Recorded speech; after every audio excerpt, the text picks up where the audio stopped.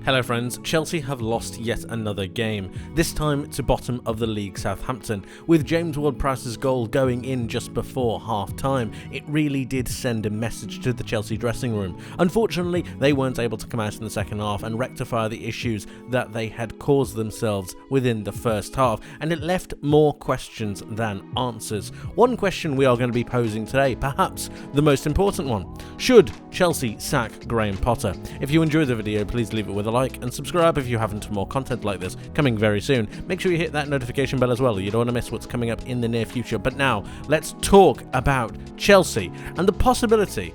Should they sack Graham Potter? So where does this leave Chelsea? Well, they are currently below Brentford and above Aston Villa. They've played 23 games, they have 31 points, and they have a goal difference of 0. They recorded their 8th loss of the season against Southampton, and obviously that does not make good reading for Chelsea fans. It doesn't look good, and there doesn't seem to be any light in sight. So it's all looking a little bit doom and gloom. Graham Potter said in his post-match interview, after a 1-0 defeat at home, any criticism you get is understandable.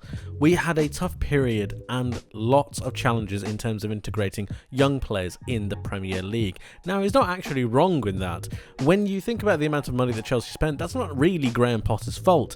And when you have a look at the players that they brought in, a lot of them are very, very young. So the idea to integrate them immediately into a side and get them all playing to the same tune on the same hymn sheet seems like a little bit of a tough ask. And I understand the expectations and the needs of Chelsea Football Club, but when you hire a man like Graham Potter and you hire his philosophy and you hire the need to really be able to work with his squad and implement his methods with a specific team, just throwing players at him, especially if they're young players that take time to really understand the basics of what he wants out of them, is always going to be a difficult task. And when you ask him to do so many different things in such a short period of time, there is naturally going to become some kind of downfall. Graham Potter also insisted that he is not the problem, despite Chelsea sinking to a new and alarming low in the Premier League after their loss to Southampton.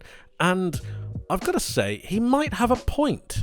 If you look at the result and the result alone, I understand it's absolutely terrible. Southampton beating Chelsea by 1-0, bottom of the table, against Chelsea, who have spent 600 million. I understand how it looks, but delve a little bit deeper with me, please, because I do think that there is a case for the fact that this isn't necessarily all Graham Potter's fault, or at the very least, isn't completely to blame for what is going on. So Chelsea fans, you're not going to like this, but please bear with me. It's a different perspective on an argument that I'm sure you're having, and I think that it's important to see different sides to one type of story. So please join me and bear with me. We can have a look at the attacking momentum bar. Southampton started off very well, as you can see here. Chelsea struggled to get into the game, especially in the first half. The quality was poor and there wasn't really a lot to really talk about. Second half, they come out a little bit stronger. I'm sure Graham Potter had a team talk. We know that Southampton scored at half-time, and then they started to peter out after the substitutions were made. They made a couple of extra chances, but it really didn't amount to anything, obviously, as they didn't score the goal. But when you're talking about playing a side, or when you're talking about building a side, which is what Graham Potter is doing, let's just reset for a moment and have a think about what Graham Potter is trying to do at Chelsea. He's trying to rebuild the squad to be ready to go and ready and firing for many, many years to come. A squad that is able to play a philosophy of football that can be integrated among a vast number of players.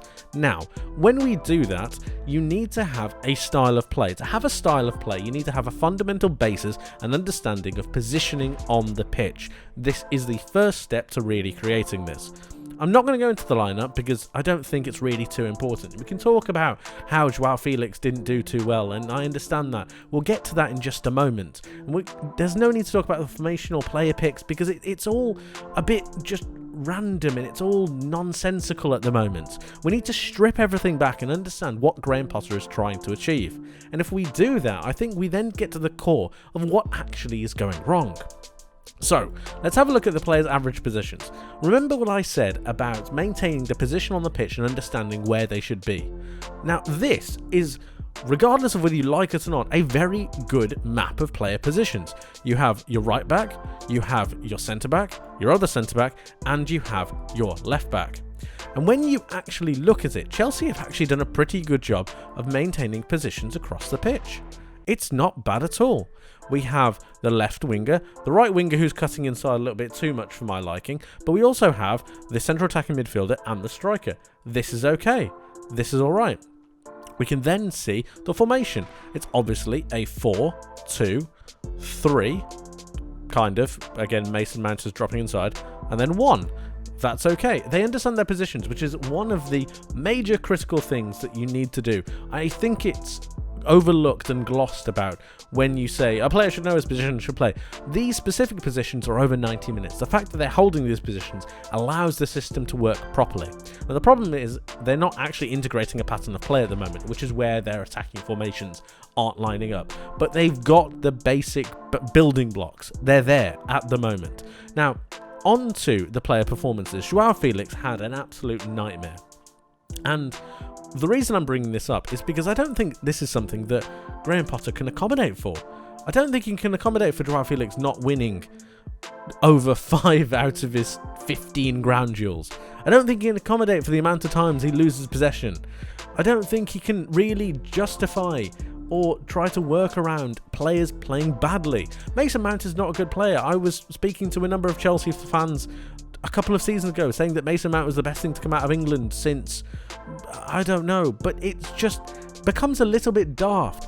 Mason Mount, again, 1 out of 8 ground duels won. That's not good enough. But that's not necessarily Graham Potter's fault. He puts them into a system and he puts them into a set of play and he's asking them to play. Enzo Fernandez is a very good player. He's played some very good stuff. He's set up in a system with Mateo Kovacic who actually works. You then have a look at Madueke. He's really struggling to find his form and to find his feet. He's in a new team. He's in a new league. It's going to be a difficult thing. But then you have a look at David Dutra Fofana, who I actually think had a pretty decent game. 7 out of his 11 duels won, not bad. He was really quite a presence aerially, even though he didn't actually get into a duel. He only lost possession 11 times, which isn't that bad for a striker, and I actually thought he was quite a good presence. I think he gave Chelsea a little bit extra. Now, he didn't have a lot of movement because that's not really his game at the moment, but again, he's young enough that Graham Potter can really change him into whatever he wants him to be. But this is where the problem of youth comes in. This is actually where a lot of the issues reside in regarding the age of, or the profile and the age of player that Chelsea went for. The fact that you haven't gotten any real major winners, the people who have been there and done that. I'm not saying you need to go out and buy 30-year-olds. I'm just saying that purchasing players who are very young in Madueke, in Fofana, in even Enzo Fernandez. I know he's an Argentinian World Cup winner, but he was a part of a massive team full of personalities. And at the moment, this Chelsea team lacks a little bit of leadership. Cesar Azpilicueta, I hope he gets better. I really do. I hope he's all right and everything's fine. But apart from him, you don't really have too many leaders on the pitch. Koulibaly's only just arrived. Badiashile has only just arrived and is young also. Kepa Arrizabalaga doesn't really talk either. Ben Chilwell isn't really much of a talker. Kovacic has been there quite a bit, but again, you don't really see him getting in amongst it and really getting into players if they're not playing too well. You're seeing my point. So they lack a bit of leadership and they lack a bit of offensive drive in the pitch. Graham Potter is getting them into these situations, and I'll show you why he is now. When you have a look at the chances, they made 2 extremely clear-cut chances. One was from actually both of them from Raheem Sterling. They were both cleared nearly off the line. So they've created enough chances to win the game. 1.62 XG compared to Southampton's 0.6. They had 17 shots. Again, 5 of them on target, but again, you can't allocate or you can't justify 4 players playing badly. You can only put them into the position and ask them to play their game. They're just not performing at the peak level that they should be, and that's not necessarily Graham Potter's fault because they're doing the fundamental basics they need to be. 61% possession, that's absolutely fine. You expect that at Stamford Bridge against Southampton. They missed 2 big chances, we already know that. It's here that I really want to talk about as well. Just finally, you have 72 duels won compared to 68. Southampton are battling for their lives, and Chelsea won more duels than them. Everyone's talking about how Southampton were buoyed and how Southampton were really energetic and really up for it, and they had more drive and determination for Chelsea. Well, Chelsea had more duels. They won more duels. They won more aerial duels. So in the actual basis of play, they were arguably, and it's a very arguable point, more energetic and more up for it than Southampton were. They just didn't have the necessary levels and the necessary performance to be able to put the ball in the back of the net, and that will come. The more difficult thing is establishing a pattern of play, which will come now that they have the building blocks in place. But again, this is going to be a difficult thing for Chelsea fans to hear. It's only going to take time. Slowly but surely, his style and method of play is being integrated. They're getting better and better game on game. They're going to be losing matches, that's normal. They have a lack of leaders on the pitch and they have a lack of real attacking understanding at the moment. It doesn't help if they're changing around the front three, left, right and centre. Joao Felix had an unorthodox bad game. And it all comes down to the fact that they're all learning as they go. As is Graham Potter, he's learning about his players, about his 35 odd players. It's a normal thing to do. It's going to take time. And unfortunately, Chelsea are going to have to bear with him, because I do think if they do bear with him, then he will pay them back. Pay them back quite a bit, I'd imagine. Chelsea need to give Potter some time, in my opinion. The problem with signing so many players in such a short period of time is it doesn't give Graham Potter a lot of time to work out who his players are and who his players are not.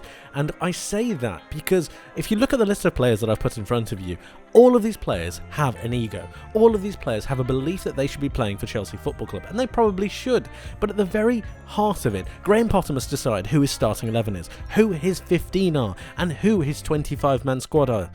He needs to understand who should be playing for Chelsea in his image, and at the moment he's struggling to find out what kind of players want to fit into his kind of system. He has a list of 30 plus players who want to be playing football, but he can't be giving that time to everyone.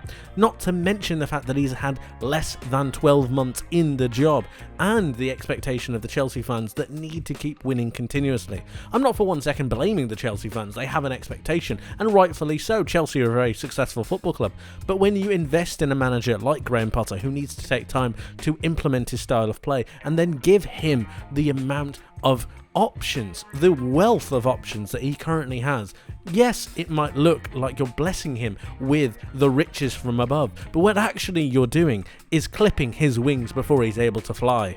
Don't get me wrong, the results are nowhere near good enough. The amount of spend in comparison to the amount of points gained is pretty much a joke, and they should be performing a lot better than they currently are. But Graham Potter is a manager that everyone pretty much knows. They know how he gets his philosophies going, and they know how long it takes for him to really build a style of play. It took him a while at Brighton. So if it takes him a while at Brighton, how long do you think it's going to take him at Chelsea, with the egos that go with it, with the amount of players that have been thrown his way? And yes, it is an embarrassment of riches, but it's also a lot of problems along the way. It's a lot of talks that he doesn't really want to have, and it's also a lot of painstaking decisions of who to leave out and who to put in to fit into the system that he wants to play. I have no issue with Chelsea wanting to have success. I have no issue with Chelsea wanting the best for the future. I have no problem with any of that. But if Chelsea fans and the Chelsea board were not willing to go through the painstaking process of putting in a manager like Graham Potter, knowing his process, knowing the way he takes time with his decisions, with his philosophy, with his methodology, I do have to ask the question, why did you hire Graham Potter in the first place? If you wanted something that was so instantaneous and you weren't willing to give him more than a year, why would you have him sign the contract? Why would you give him a 6-year deal? Why? It just seems a little bit baffling. And to backtrack on this scenario, after they sacked Thomas Tuchel, which I'm not sure why they did in the first place anyway, perhaps it was a falling out between himself and Todd Boehly, but if you sack Graham Potter now, how much faith should you be having in the long-term vision that Todd Boehly has for the club? How much should the Chelsea fans have faith in the actual general running and ownership of the club if the decision that they've made isn't the correct one? And how much faith can they put in the fact that the next appointment, if Graham Potter is sacked, will be the correct one after that? All of these questions are going to be lined at Chelsea's door for the foreseeable future if Graham Potter gets sacked. But I just think that he just needs to be given a little bit more time, and he might pay that faith back.